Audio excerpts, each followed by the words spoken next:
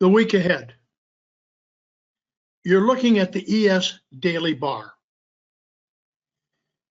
The low, the excess low, was made on Thursday, 3/13. To the right, of course, is going to be Friday, 3/14.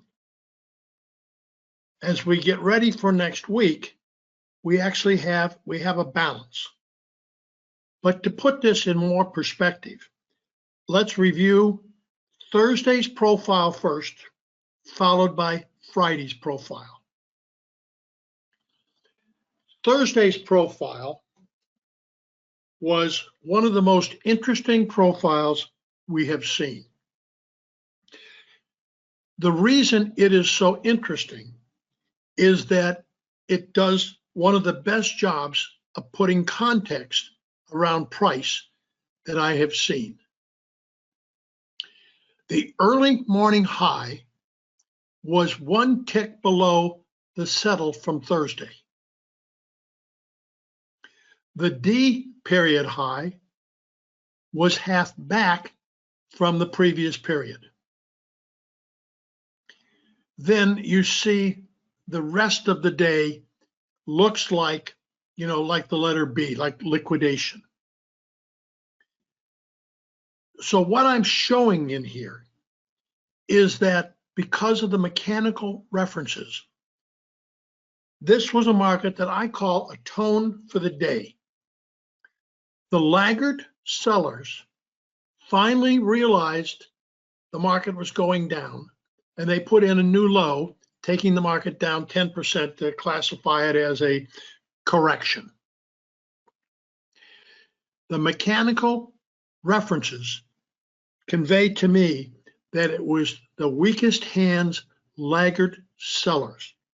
When I see that, that tells me that the market is getting tremendously short by these laggard sellers. The odds of a short covering rally were extremely high. Let's look at Friday's profile. You can look at Friday's profile on the right, and you see that it gives you the classical P formation. So that recognizes the short covering. If you take Thursday and Friday, Wednesday, Thursday, and Friday together, you basically have a balance.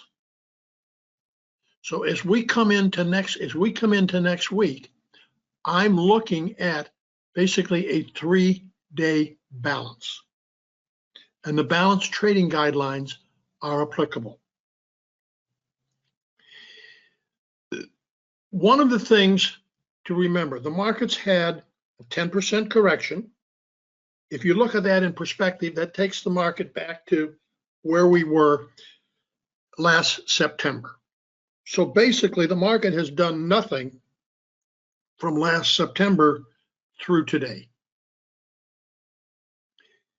When you get a sell-off that has been as sharp as this has been, 10% in such a limited period of time, that is very often a market that foresees some kind of panic event.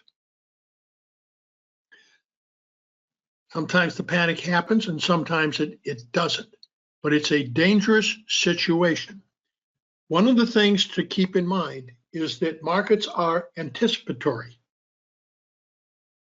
So it is not uncommon to have a break like this and have the market rally substantially before the panic event that it was looking at is over.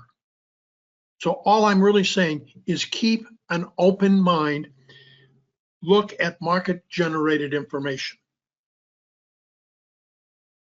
The market-generated information is that we have a 3-day balance. We do have an excess low. We have a 3-day balance. Now, to see the important day, which was Thursday the 13th, in more detail, you can sign up for a webinar that we are having on Sunday morning. That webinar in Sunday morning is going to go into detail for what happened on the 13th and what followed on the 14th. Have a great week. Hope to see you on Sunday. Bye now. As Jim mentioned, if you'd like to join us for this Sunday morning webinar, the sign-up link is in the description below. Thank you and have a great trading week.